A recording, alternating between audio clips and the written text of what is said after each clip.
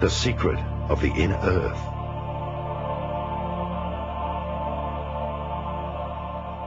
Like the human being, the planet itself also has dimensions.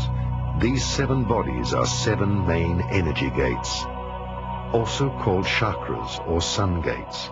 They are the activation gates.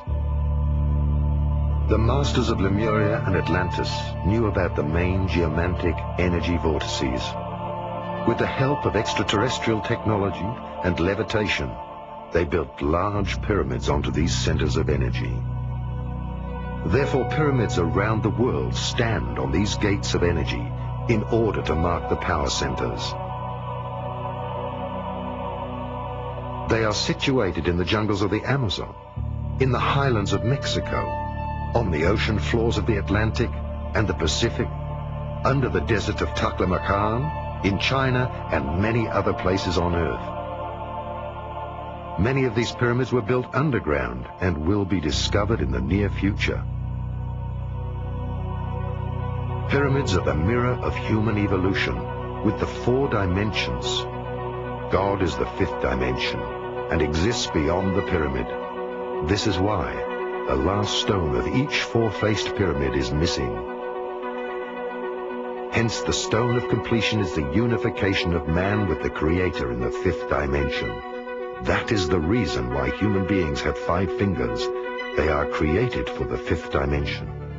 The reality of massive engineering tools in Egypt, of course, is something that is not presently known.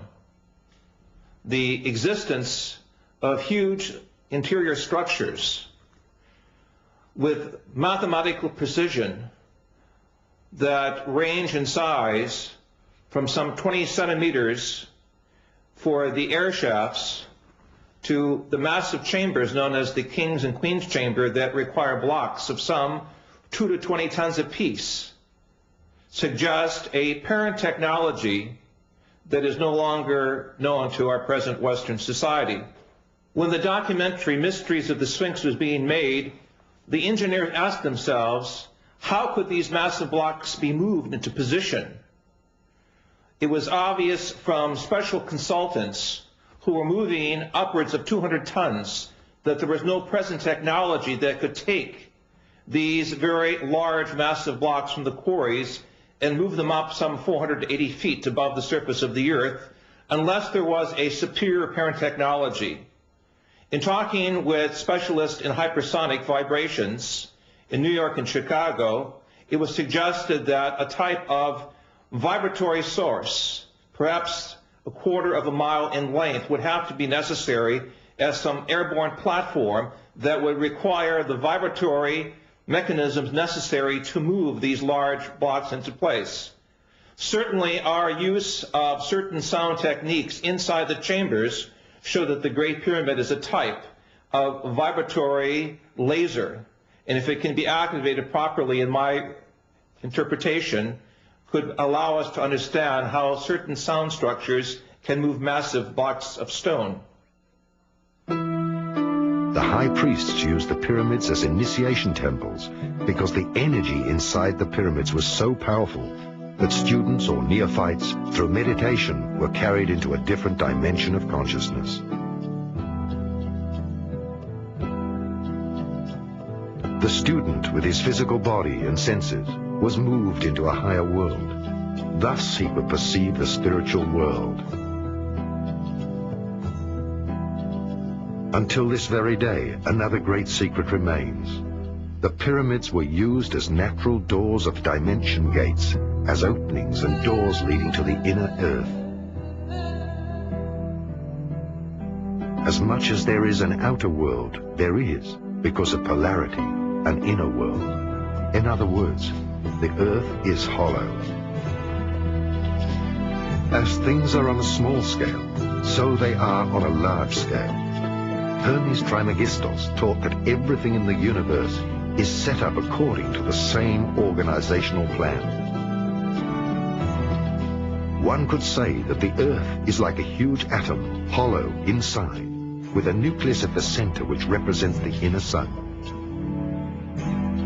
Just as we humans do not see the outer curve of the globe, one is not able to perceive the inner curve when entering Hypereia, the legendary lost crystal cities of Agartha.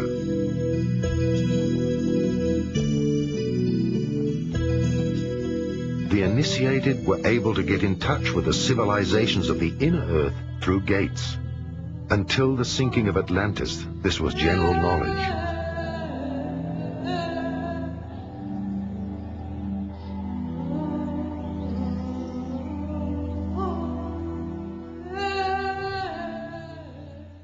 Plato in his book, the Timaeus, speaks about an earlier civilization, a race of godlike beings, at least 9,000 years before the time of the peoples of Athens.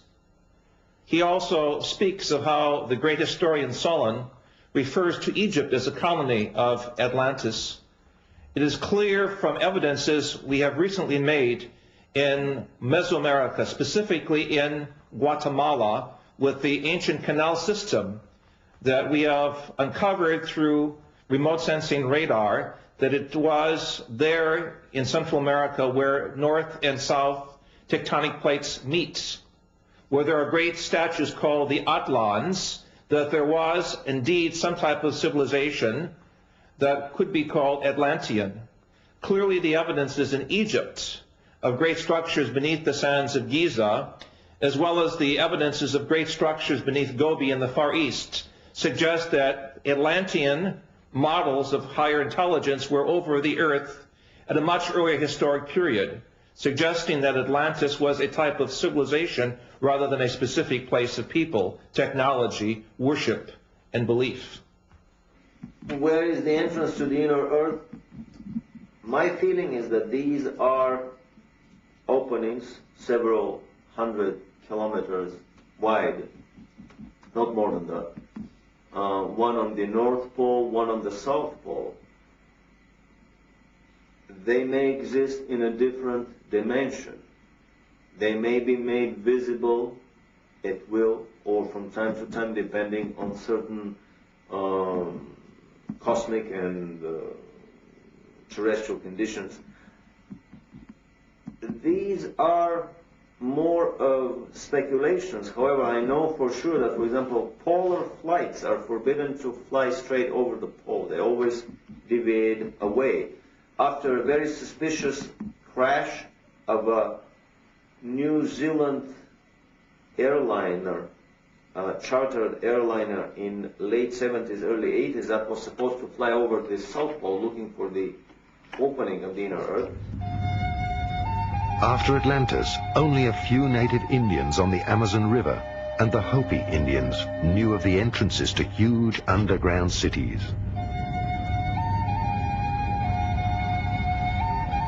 They reported that shortly before the cyclical end of humankind, the seed for the next humankind was brought to safety in the inner earth by beings, human beings with white and bluish skin and golden angelic hair, who traveled in flying saucers from the inner earth. Last century, various scientists searched for the pole openings. Accordingly, the South Pole is supposed to be the head chakra of the Earth and have an enormous pole opening. The North Pole would be the root chakra. During this century, two great efforts were made to find these pole openings and to make contact with the extraterrestrial races who built the underground cities within the Earth. The first expedition was led by Admiral Byrd before the Second World War. The second was carried out by the secret Tula organization, which pulled the strings behind the Nazis. Both expeditions were successful. Byrd discovered the pole openings during an expedition for the USA.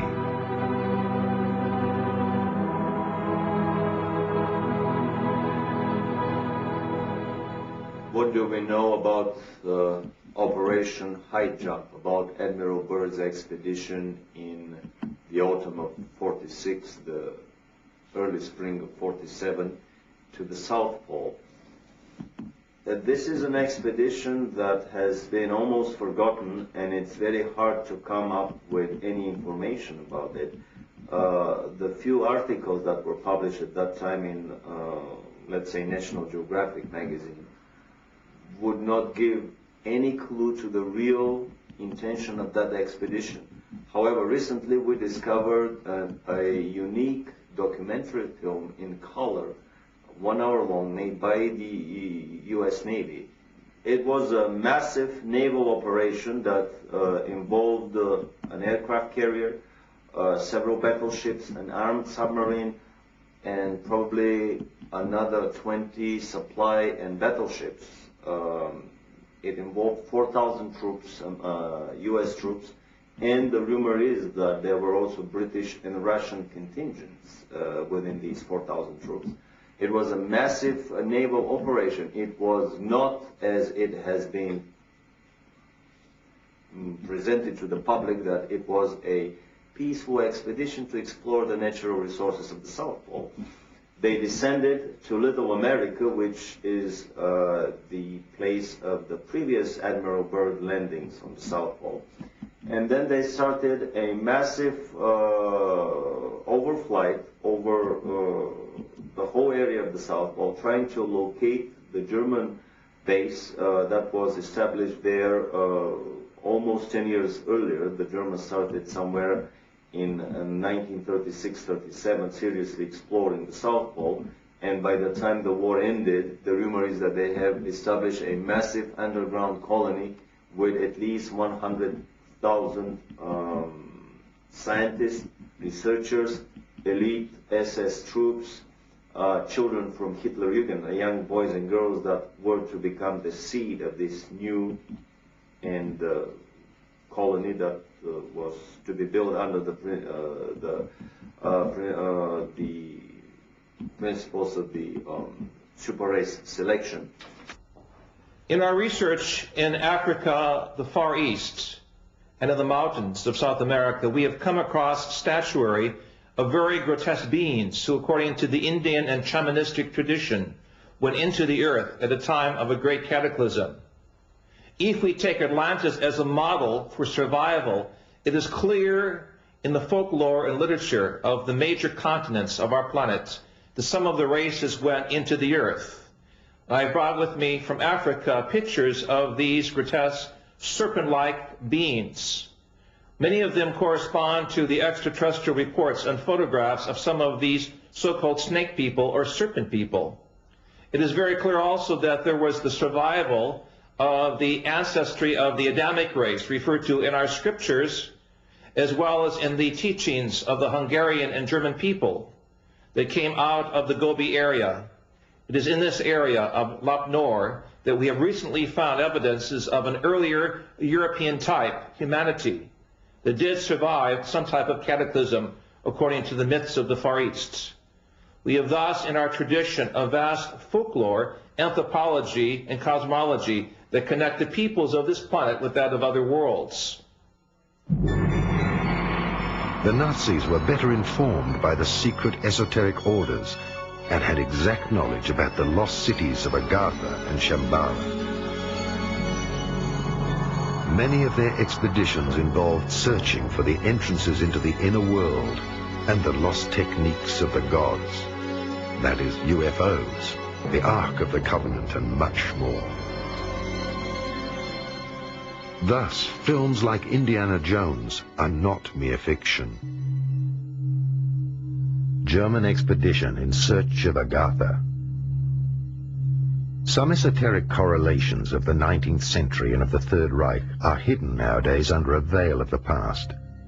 Thus, only some isolated relationships can be uncovered. For a while, Dietrich Eckart lived at the foot of the mountain Untersberg and was initiated into the medieval mysteries and into the legends of caves. Adolf Hitler spent many hours with Dietrich Eckart at the Obersalzberg mountain, and both were followers of the hollow earth theory of Hans Erbinger. The Untersberg was already considered by the Templars to be a volcano with an access to the inner earth and to the legendary hollow world. Thus, there are stories of the disappearances of people in the Untersberg and how, 60 years later, the same people surfaced without having aged. Other German legends deal with the myth of the end of the world. In the legends, King Barbarossa is asleep in the mountain, and after hundreds of years he rises up with his knights for the last battle at the end of time, in order to help good triumph. I'm speaking now as a scientist. I do not want to confuse subsurface temples and grottos and structures of civilizations that go down approximately a mile or two from the surface of the earth with the so-called inner earth theory. In my work in Ecuador, Peru, and Bolivia, it is clear that there are vast tunnel systems that go hundreds of kilometers under the mountains, allowing the Indian peoples to connect between national borders. We know also between Mexico and New Mexico in North America that the Indians have a subterranean system of corridors that allow the tribal federations from North America to meet, even privately, without notifying the American or Mexican authorities. Clearly, these structures are there as a result of some type of volcanic activity or catastrophic events some 28 million years ago, as we have measured in areas of North Mexico, where the surface of the earth changed, allowing volcanic openings and porous materials to construct, as it were, underground cavities. Into these cavities, members of the human society found shelter from the noxious poisons and gases and orders of destruction that took place rather suddenly. If we look at our planetary system, there is an obvious grid of underground cavities, from the areas of the Gobi areas of Central Asia to the areas of Malta in the Mediterranean to areas even of the mountains of Untersberg in Central Europe, Mont Blanc, Jungfrau, to areas we have specifically worked with seismology in central North Mexico, and also areas of the Andes. Peru, Ecuador, and Bolivia in particular have underground structures that run for hundreds of kilometers. In Southeast Asia, we know that these structures also exist in the areas of Sumatra, Borneo, and Indonesia. Clearly, throughout the world, there are major areas which seem to be contact points with parallel evolution. Dietrich Eckart shaped Hitler's thinking more than we can imagine today. He also directed him towards a mediumistic education and showed him how to make contact with the spiritual world, in particular with the Germanic gods and the ancient Hypereia people from Agartha. Thus, the leader became a guided one who communicated with the spiritual world and the masters of Agartha. Only when he had developed these mediumistic attributes to the full did Dietrich Eckart propagate the idea of a leader, Führer, in the Thule Society and in the popular esoteric circles.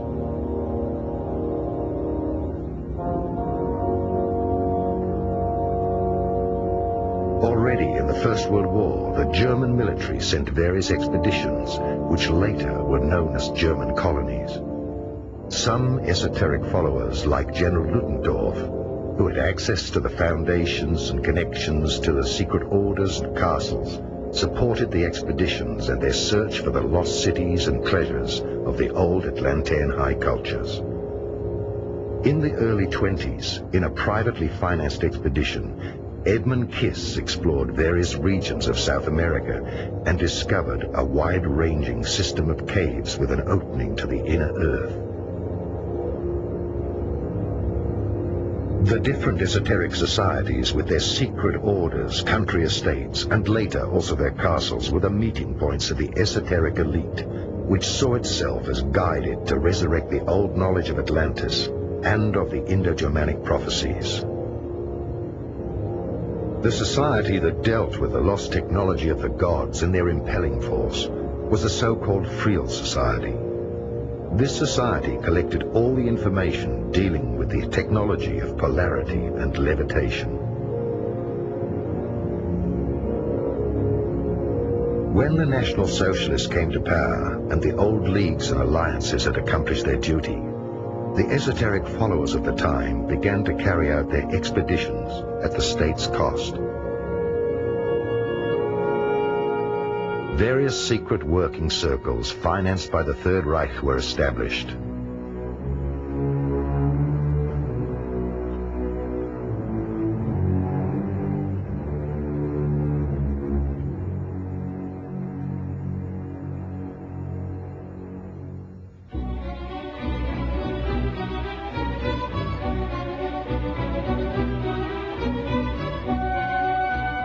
The committee of the group, Heirs of the Ancestors, was concerned with the study of races, and some high esoteric followers were contracted to investigate the past of the Aryan race with ordinary archaeologists and scientists. Many Third Reich expeditions were initiated through the orders and foundations. Edmund Kiss went for the second time to South America with an elite group of scientists and the latest technology in order to find and enter into the inner earth and Agartha. Allegedly, they found a spaceship from Atlantis in one of the bigger caves. The secret society Akakor was founded, whose role it was to further explore the technology, even in the event of a war. In the 80s, was ARD television correspondent Karl Brugger killed because he had published a book which alleged an active role of this same society up to the present day? I have the privilege of knowing Karl Brugger, the author of Die Chronik von Akakor, many years ago in Brazil, where we worked together with the white Indian peoples of the upper Amazon, who spoke a dialogue very much like an ancient Germanic language and who had contact with the Star people. Tragically, Karl Brugger was killed by someone in the Brazilian establishment who felt he had too much information on the Indian civilizations and perhaps knew too much about the genocide against the Indian peoples taking place. I dedicated my book, The Sphinx on Mars, to Karl Brugger, and in this book I show for the first time the historic pictures that NASA has of the pyramid structures on Mars, as well as pictures of the pyramids in Brazil and South American places, suggesting that there is a historic connection between the planetary grid of energy places marked by pyramids and temples and those of other planetary bodies. Karl Brugger was one of the great historians, journalists, and humanists of the 20th century. It is very important for each of us to try to get in contact with his teaching, his legacy, because it forms the connecting link between the Indian peoples, the earlier Atlantean-type peoples, or what is called in Central America the Atlans, the great giants who are blonde, and the European peoples, to show a connecting bridge between civilizations and centuries. The Chronic also refers to the coming of the extraterrestrial peoples, according to the Indians, at the beginning of the 21st century, due to the misuse of science, the destruction of the planetary environment, the imbalance of knowledge, what we call Western civilization, the Untergang des Auslands, will come to a quick change with the appearance of the star people. And for this reason, we must keep our eyes and ears open to the signs from space of a new communication system, connected also with the teachings of the Indian peoples. The South American Indians of the Andes recognize UFOs as brothers from the sky who have always been there, who are there today. They are not any more unique than an airliner flying overhead with passengers aboard. To them, the brothers from the sky have always been there. They do make contact with the Indians, and they do treat people in remote areas where they cannot get to doctors. They heal them, they treat them medically, they interact with the Indians and with primitive people, both in the high plains and the mountaintops and in the deep jungles. So when we began asking about these brothers from the sky, we discovered stories about such contacts everywhere. And in the course of one of these stories, we were introduced to an Indian from the upper Amazon.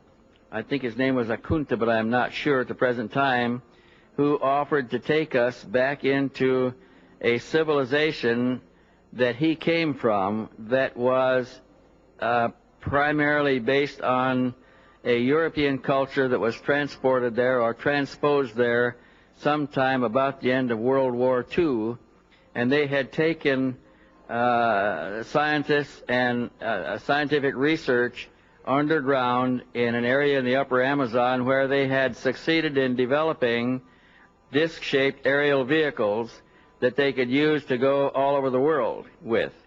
The society was, this Indian called the society Akakor. He said that he had guided a German researcher by the name of Brugger, and I think his name was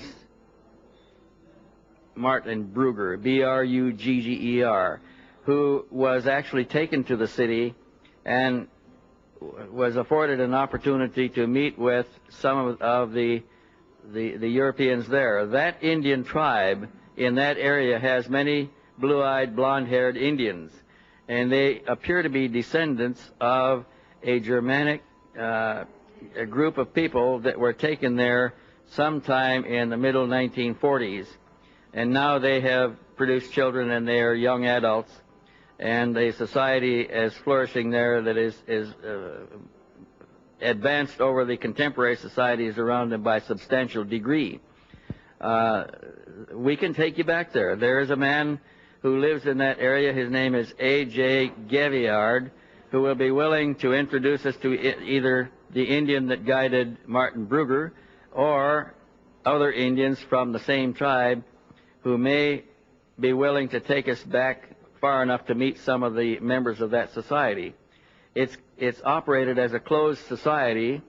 They do not come out down the river and enter Western civilizations. When they come out in their spacecraft and pick up what they need and take it back into the society, and they live in a closed environment, pretty much protected by the wilderness of the jungle itself.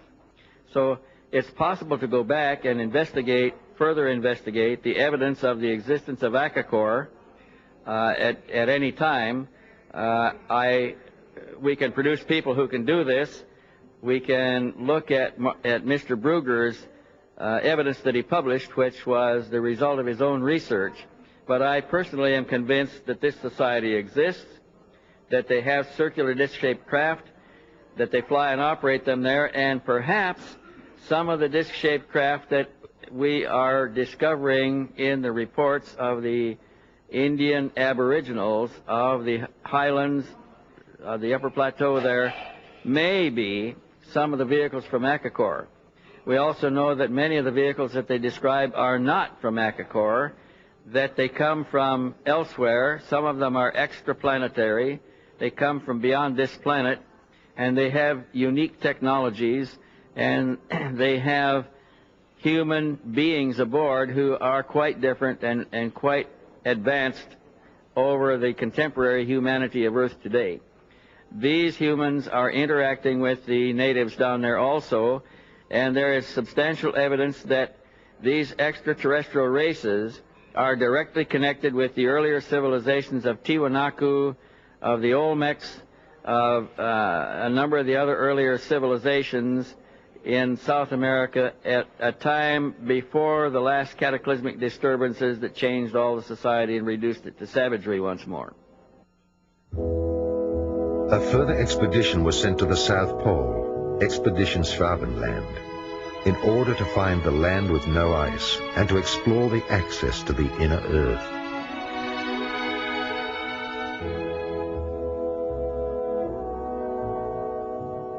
Another expedition was sent to the Icelandic geysers, since there were insider stories about the access to the inner Earth.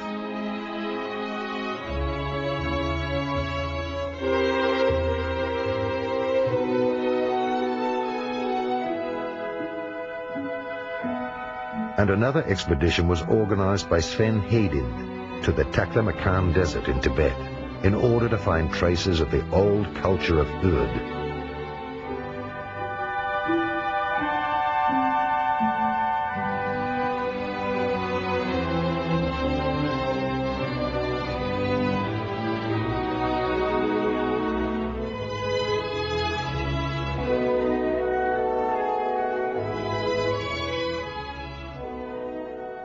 What we call in the Buddhistic esoteric tradition as Shambhala is an actual area in the Taklamakan area of central China next to the Gobi Desert. In 1988, with permission of the Chinese Academy of Science, I conducted research experiments in this area and confirmed with other engineers the existence of a vast underground complex of grottos, ancient structures and buildings.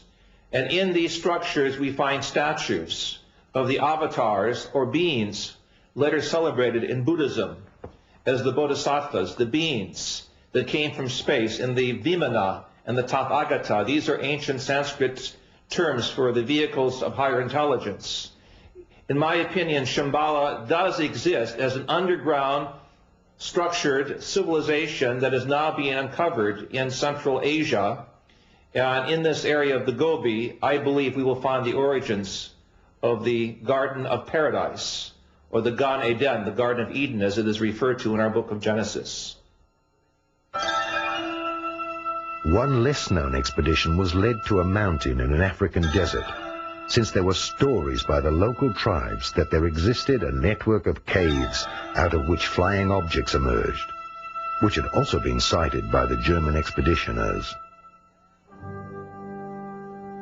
Under the cover name Wielandschmied, all the information about the technology of the inhabitants of the inner Earth, or extraterrestrials, was gathered, and through the SSE-4 was passed on to the engineers of the weapon industry in order to develop the new technology.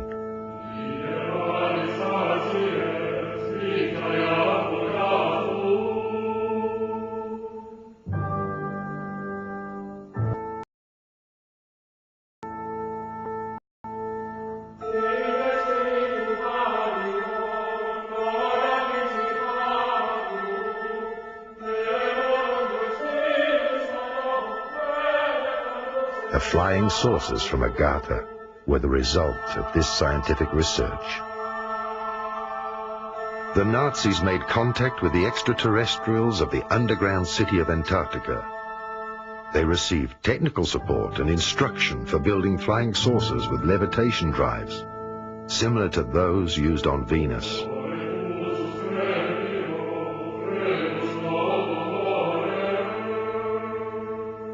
At the end of the Second World War, the extraterrestrials ensured that the technology was returned from Earth back to these cities.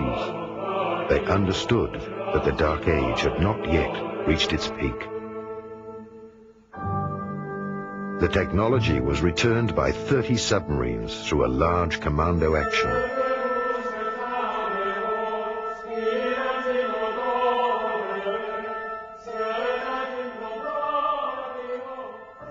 Okay, let's pick up the scenario. We were originally talking about the spiriting out of the two spacecraft out of Berlin before the Allies arrived. We said that they were put aboard two submarines. They spent 6 months at sea, and they finally landed in Argentina. Now, from that point, they were taken into Antarctica, into a section of Antarctica called Queen's Maud's Land. And there they disappeared, and they were not heard of for some time. Now, intelligence sources, and of course I was in the intelligence business at that time with the agency, reports indicated that they were in there and they were operative once again. Now, there was a major concern by world powers to go in and capture the technology and the two spacecraft which they knew were in Antarctica. And the intelligence reports indicated that one known as Admiral Byrd was to be recommissioned, and he was to be sent in there to retrieve the two saucers and also the technology and personnel associated with it. Later reports indicated that Admiral Byrd was given 8 months and unlimited funding to go in and pull this thing successfully off. But we also know that within 8 weeks he was totally defeated. Now, the supposition at that point was that there was an advanced civilization and technology, most probably alien. There were with the Third Reich and the SS who was in Antarctica, and that those great and developed technologies were used to defeat Admiral Byrd. And of course, as it turns out, even to date, they're still there. We never did successfully get them. The stories that I have uncovered about the inner Earth is that very early on in the history of the Third Reich, the Nazi elite, and especially Hitler, were trying to establish contact with the civilization living in the inner Earth, which was considered an Aryan civilization of a lot more advanced nature than their brothers, lost brothers living on the surface of the planet. The Thule Society carries the name of the former capital of that civilization, someplace around present-day Greenland, before the previous polar shifts and before Greenland became under ice.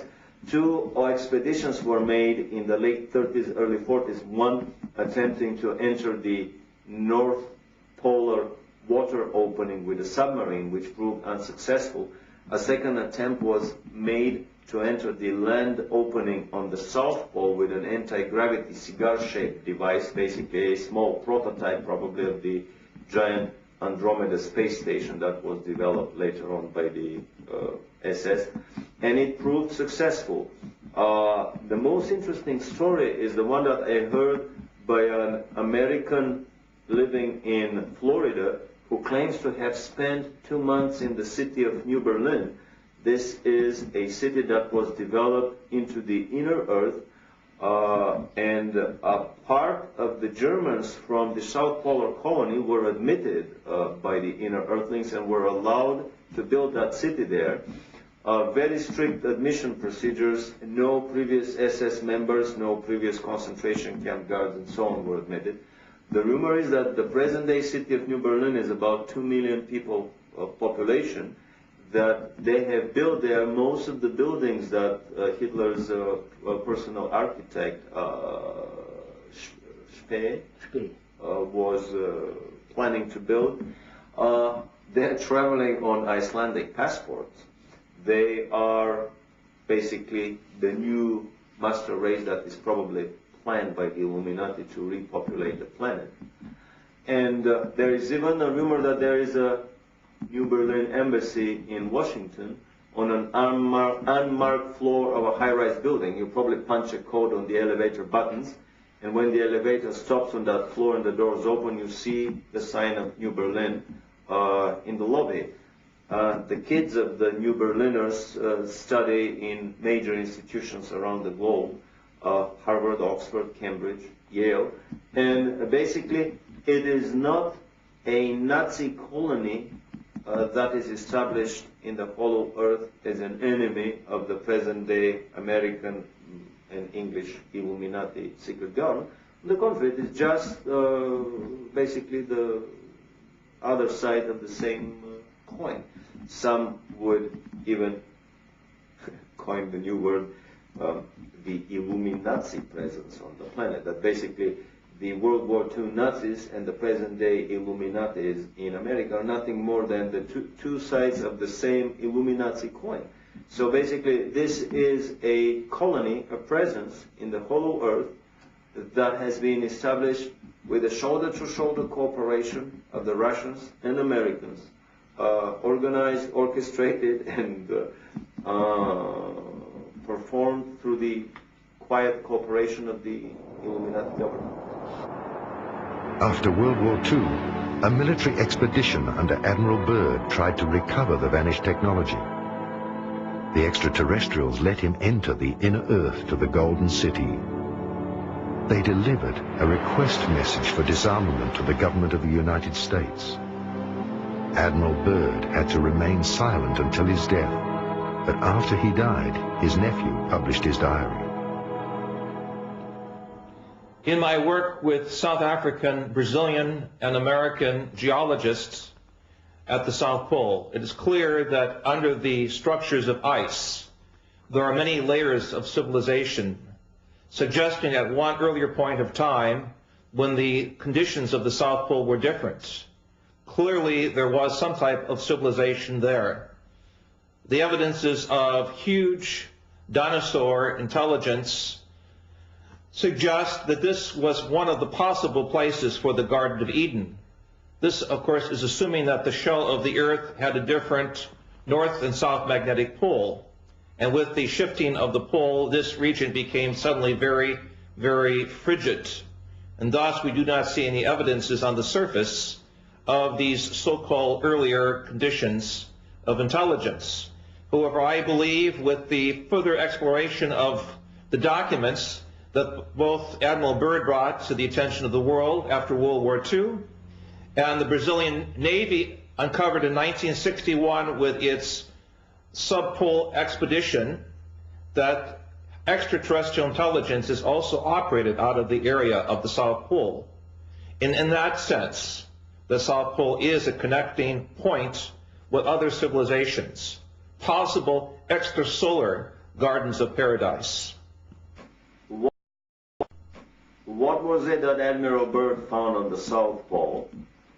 Incredibly enough, in an official American Navy documentary film, we found footage of what Admiral Byrd found on the South Pole. He found giant freshwater, never freezing lakes with areas around them that were free of any snow. And in that film, we show footage of the Navy planes landing in these lakes. But even more so, he found, to his amazement, that his planes were disappearing very quickly. A lot of his planes were attacked by anti-gravity devices that were operated by the Germans there, by anti-gravity saucers. A lot of them crashed into invisible barriers and disintegrated in mid-flight. This is an indication that the Germans had already perfected the force field shields, and they were up and operational around the German colony at Neuschwabenland. When he was retreating, basically the whole operation lasted for 1 week. They started at the end of February 47, and by the first week of March, they were through with the whole operation, and much earlier than scheduled, and they departed. And in an interview at Buenos Aires on his way back, Admiral Byrd made the incredible statement that the Third World War would probably be with an adversary coming from the polar regions of our planet, an adversary that has the ability to fly unobstructed from pole to pole. He was referring to the Germans at their South Polar colony at Neuschwabenland that were operating their anti-gravity craft with impunity and could fly circles around the globe, and of course would shoot out of the sky any of the attacking American planes. The inner terrestrials surrounded the entrance gates with an electromagnetic protective dome, which no being or weapon can penetrate. After all this happened, it became the greatest secret of mankind. It started ufology as we know it today. Indeed, there is a second humanity, an inner terrestrial race who had already built cities in the inner earth before the sinking of Atlantis. These extra and inner terrestrial races built time gates and anchored these cities on a higher subatomic frequency. After the great purification, these time gates will fall, and at different places there will be once again access to the underground cities.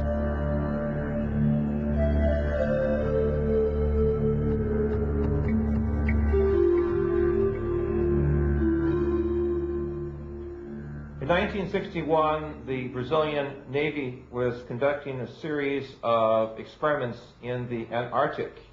According to one of my colleagues who was in one of the naval ships, suddenly out of the ice packs, a large spacecraft emerges and takes off vertically at a terrific speed, shocking both the American and the Brazilian naval forces that were there. So it is clear that as late as 1961, we have official documentation from the Brazilian Navy that there is some other, emphasize other, underline this 3 or 4 times, life force or intelligence stationed at the South Pole, possibly to observe the scientific developments on the planet, possibly to observe the military operations and the forces of the East and the West in some type of Mexican standoff as the Cold War develops. We have clear documentation from other sources and other South American governments that some technology that is not human-based is there. That is to say, some type of higher evolutionary experience is there, and this is the next chapter of our quest. Why are they here? What do they want from us? And do they, namely the higher or alien intelligence, have were some type of directing mechanism both for the U.S. as well as for the Soviets as to who goes into space and who conducts, as it were, the next evolutionary round of space development? These are key questions that we must resolve. Also, gigantic cities of lights will descend out of their orbit to selected areas and will be anchored on the Earth. Right now, people who have reached a certain level of consciousness and are once again connected to the cosmic monad are drawn through their intuition to places chosen by the spiritual hierarchies in order to anchor the cities of light above these areas. These sites are absolutely secure. The Space Brothers and the spiritual hierarchies have created the so-called Islands of Light, where the Earth's frequency was increased, so that all human beings and light workers can find each other on that level. Such areas are recognized by the fact that they attract an especially high number of people dealing with higher knowledge. These places have a higher grid anchorage. They are places of power, activated chakras, entrances to inner Earth, and a present UFO surveillance. The Space Brothers are going to pay special attention to these areas when the cataclysms begin, because that is where the seed for the new mankind will be found. That is where the first contacts will occur on a physical and telepathic level. Many small and large centers, shelters of peace, will be established by spiritual people who live together, who work on themselves and teach others. To the new mankind, these sites will be study centers and the new initiation centers for the Universal Brotherhood. These islands of light are recognized by the fact that they do not belong to a certain denomination or sect, but that they are open to every reality, and that they know that many roads lead home. The highest goal is to increasingly live our lives and love ourselves. This time there will be no arch, because man himself is the arch. Again, as we raise the consciousness and we transform our body from a state of corporeality, which means this type of substance, you see, and as our atoms and as our molecules and as our energies speed up, the DNA system is totally transformed into a higher octave and a higher frequency, so that there is a whole new strain coming in as a result of this. When we're passing through, for instance, the photon belt, there will be no darkness. It's all light. Everything in the body, then, of importance will be etheric in nature as opposed to corporeal or dense or density or whatever, you see. Realities that we accept today will be no more. And so as a result of that, the DNA system and everything which constructs humanness will be changed, because we will now reach for a light body and will be of the light as opposed to darkness and corporeality.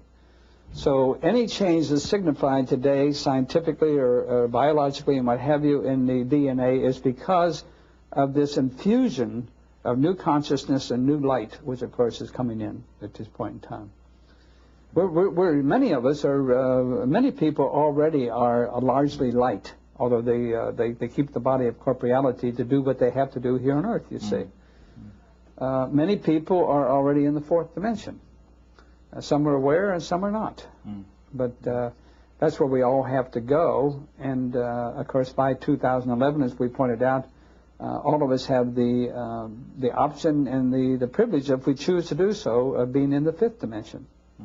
A photon belt is an intense field of photon radiation, light radiation, which, both according to several modern astronomers, astrologers, as well as Mayan tradition, emanates from the center of our galaxy, bisects the Pleiades star system and our star system at the same time. And the current period, we are moving in and out of this photon belt, spending several months in it every year, that the frequency that we spend in the photon belt is increasing by approximately 2 weeks every year. And according to the calculations of the Mayan calendar, around the year 2011, 2012 AD, we will be fully within the photon belt, and we will remain within the photon belt until around 4000 AD, according to the current calculations. And some of the work of both Jose Arguelles, other researchers, seems to suggest that the Mayans knew about this cycle, that every so often, many thousand years, we go in and out of the photon belt, that there seem to have been cultural as well as different climactic and earth changes that perhaps were sort of stimulated or affected by the entering and going out of that photon belt in the past history of the Earth. We are changing both DNA and RNA, many of us. Many stones, many vehicles here are changing our chakra systems also. There are no longer 7 chakras in most of us. We are opening up new chakra systems. You'll see much more about this in the next 5 or 10 years also. You'll begin to activate many more of them, and also your DNA and your RNA will not be replicating in the same fashions. There are children who are being born who are conscious when they are born. And this will change also a lot. The Dark Ages. During the rule of a dark age of separation, all knowledge that is passed on and all instructions are tainted. Every religion, for instance, is a sect, a separation from the real divine inner truth of life. Religion is something that happens in God's holiest temple. Man himself in the depth of his heart and in communication with his divine inner self. Throughout the Dark Age, countless fallen sun cosmologies who have dogmatic religious views reached the earth and became our religions. They represented the climax of separation from oneself. God's channels, prophets and mediums received their messages from the God-created and separated dimensions. Most often, the pure messages were mixed with information from the astral worlds and their own ego.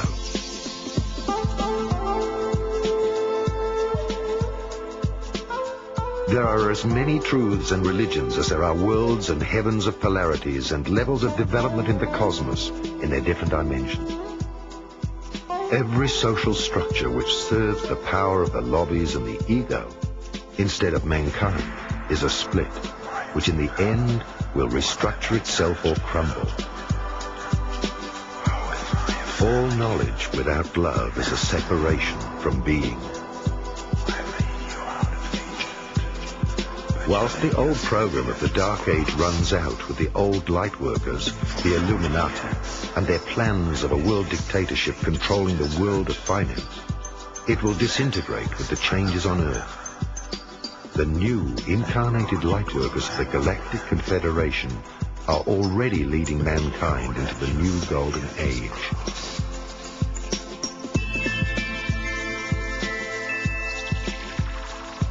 After the great transformation of mankind, the Space Brothers would like to welcome us as cosmic citizens into the Galactic Confederation of Free Planets. Where do the Illuminati receive their knowledge? Well, I would use the famous jokes and stories about Tesla and Edison. According to Edison, invention was 95% perspiration and 5% inspiration. According to Tesla, the way Tesla was doing his inventions, he would have 95% inspiration and probably 5% perspiration. Tesla would get a vision. All he has to do is put the vision into paper. Then he has to take the paper to the engineers to put it into metal in the shop. A little fine-tuning here and there, and the device works. This is the usual mode through which information and know-how is channeled from the extraterrestrial and even higher levels of existence to our planet. The know-how is given, and we are left to put it into our crude terrestrial engineering and manufacturing methods. That's why the crude anti-gravity saucers of the 1880s, 1890s were made with rivets. Giant cannons were used to fire the first anti-gravity devices toward the moon. Later on, in the early 1900s, more advanced technologies were used, but always the technology would follow up with our terrestrial one. Why are there two totally different scientific and engineering realities on the planet? Why the mass consumption engineering culture is 50 to 100 years behind the secret culture developed by the Illuminati? I have always had this very big question, very big puzzle in front of me.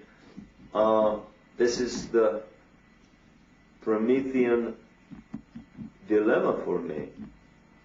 How come that with these incredibly good intentions to elevate the scientific and technological level of our civilization, we end up with the very negative and dismal results of all of these efforts? My feeling is that basically that is the major mode through which the, should I call it the independent angelic presence on the planet, is trying to corrupt the scientific and the political minds of the elite of our planet with visions of grandeur, with technologies that are too far ahead, possibly for our spiritual and moral development, and that are very dangerous, that can explode any minute and basically bring the end of our civilization, as has happened for dozens of times on our same planet. Again, information coming to us from many extraterrestrial revelations about previous illuminated efforts to speed up the evolution on the planet that ended up in very brutal, violent nuclear wars. The Illuminati have an agenda that would probably not be accepted in a normal, open voting system by the majority of the population on the planet. The creation of a new master race with hybridization experiments done with animals. The first hybrids were done in German concentration camps 50 years ago, and there are people that have seen documentary films about living, walking, breeding hybrids between humans and animals. Creation of a new master race under illuminated guidance, and probably away from a package of genetic material that was introduced on the planet through an intervention by the Trinity.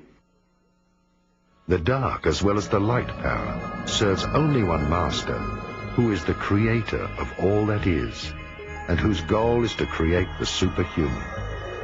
The final goal of human reincarnation is to create a human being who has experienced all imaginable positive and negative experiences, and therefore is able to develop beyond any judgment into the humanly incarnated image of God. A human being who has become God has lived through the completed range of the cosmic keyboard from the lowest to the highest note. God does not judge. He shines on his creations like a sun, on the flowers or the weeds, or on his being. The experiment of duality has come to an end, and the planet Earth is an ascending planet, onto which the Creator himself incarnates in the shape of human beings.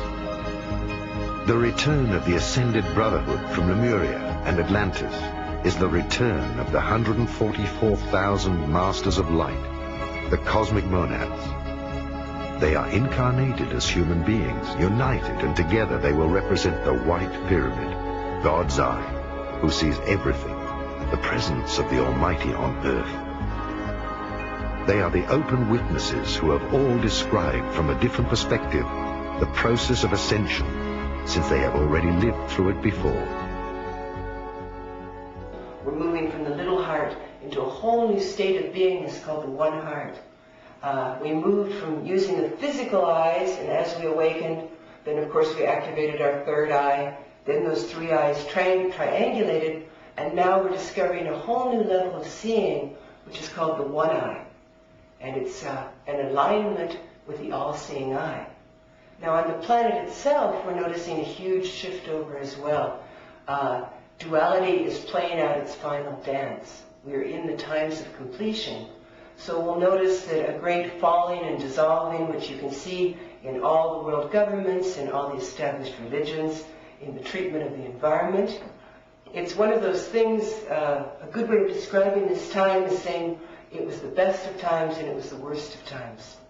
We're feeling that outgoing pull of duality, and we're feeling that huge, powerful wave of love of oneness coming in. Within the doorway of the 1111, there are 11 gates. These gates could be seen as frequency bands of energy. They are stepping up stations to higher levels of consciousness, very similar to locks in a canal. When you travel through a canal and you get to a lock, and then you stay in there while it fills up to water, and then it takes you and you travel on the next higher level. During the next, this 20-year period, the doorway of the 1111 is open. We are given the opportunity, each one on this planet who chooses oneness is given the opportunity to travel through these 11 different frequency bands of energy.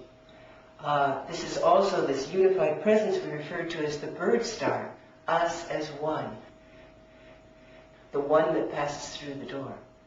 Now, this is the opportunity we've been waiting for eons for a mass ascension. How big it actually turns out to be depends on you. How many choose to make this journey? For those of us who are now anchoring our beings and living our lives in oneness, we're finding that we're living in a new world, that everything is different, that you see everything with totally different eyes. Nothing is the same as it was before. And it is only when a certain critical mass number of us around the planet leave duality behind and stop feeding that illusion of separation and start actually living our entire lives in oneness, that we can start fulfilling our higher purpose, the new level of our missions upon the earth, such as the establishment of islands of light, which many of us have had these long-standing yearnings to live in communities, highly calibrated beings living together in conscious oneness. Another thing that's going to be happening for those who are standing and living their lives in oneness are those true love relationships. These are not the old karmic relationships that we've all had our fill of on this planet, but these are those ones of true equality, of two beings not only working together as one being, but realizing that they are both derivations of one being and stepping into that vaster oneness. These 144,000 masters are under the command of the great mystery of the unspeakable, which is Christ in his highest personification, also called Maitreya, the Buddha of the synthesis, or Krishna.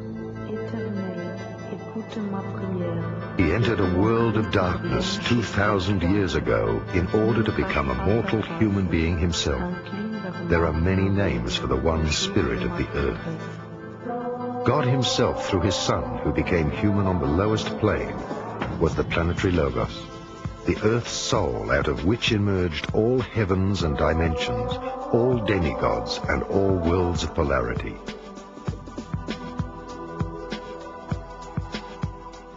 After the worlds of polarity in all their dimensions had further separated from him, he incarnated as a human being in order to overcome the separation.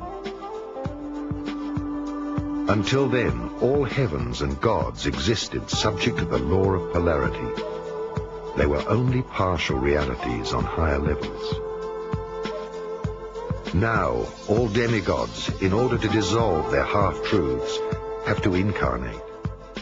The age of masters and gurus comes to an end, because in the future, every human being will reach his own mastery with the help of his higher self. Now the masters of wisdom are following him in order to achieve their completion, thus embodying the cosmic law of the inner order in flesh and blood.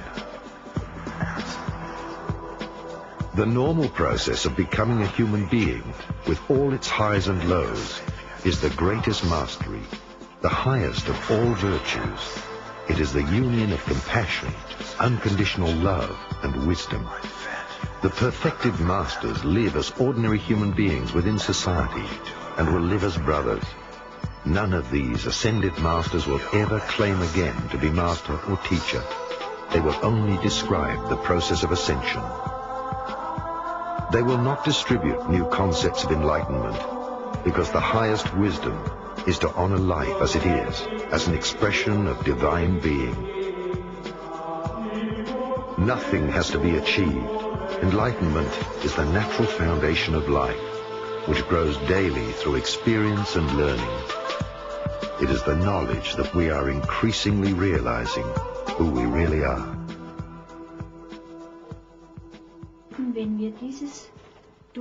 When we have resolved this duality of being, for better or for worse, things will be seen differently. Every challenge on this earth, which I personally, along with every human being, must endure, is seen as an opportunity. We should indeed love it unconditionally and even be thankful. This also applies to pain, illness, and other chaotic situations on this earth.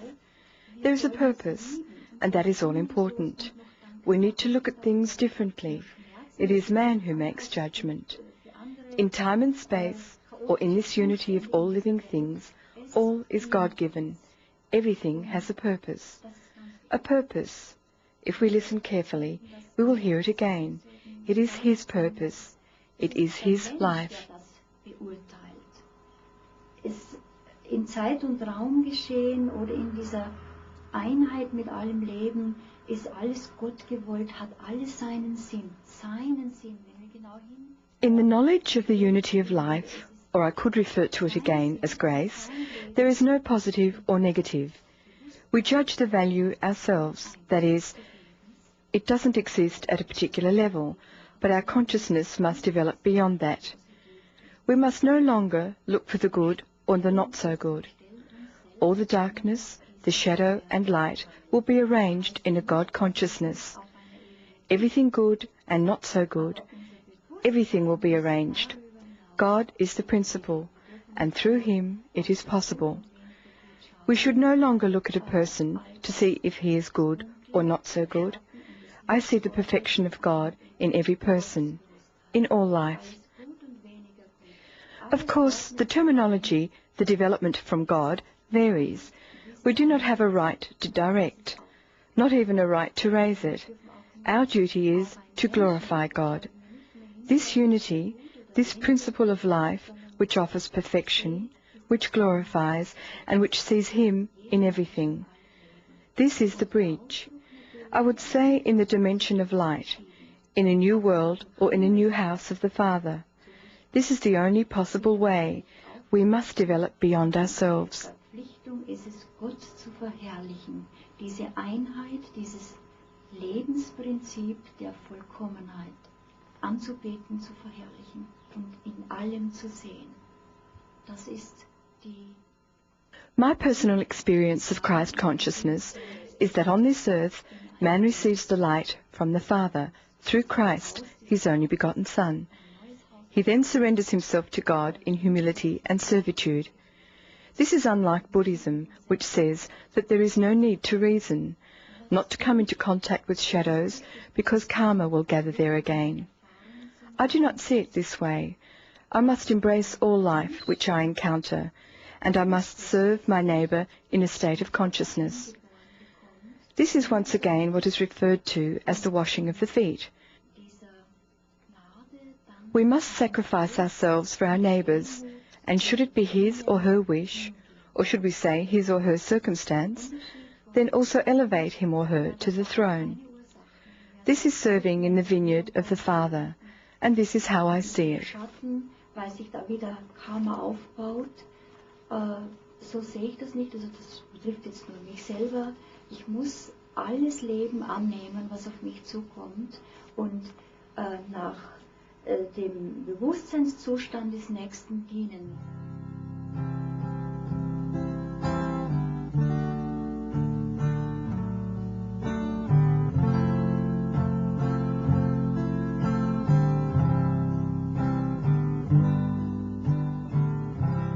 The continent of Atlantis was an island which lay before the great flood in the area we now call the Atlantic Ocean.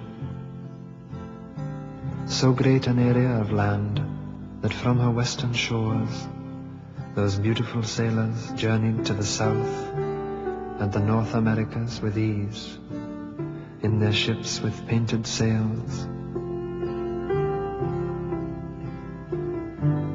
To the east, Africa was her neighbor, across a short strait of sea miles.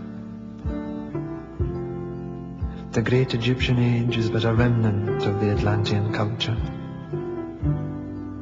The antediluvian kings colonized the world. All the gods who play in the mythological dramas, in all legends from all lands, were from fair Atlantis.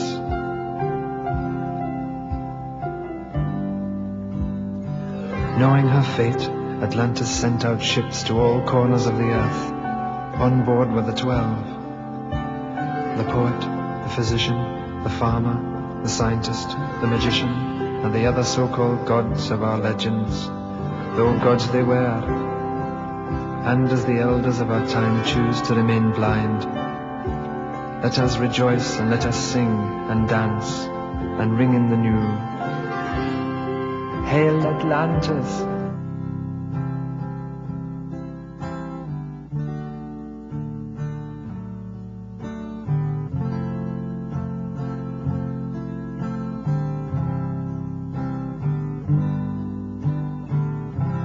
The continent of Atlantis was an island which lay before the great flood in the area we now call the Atlantic Ocean.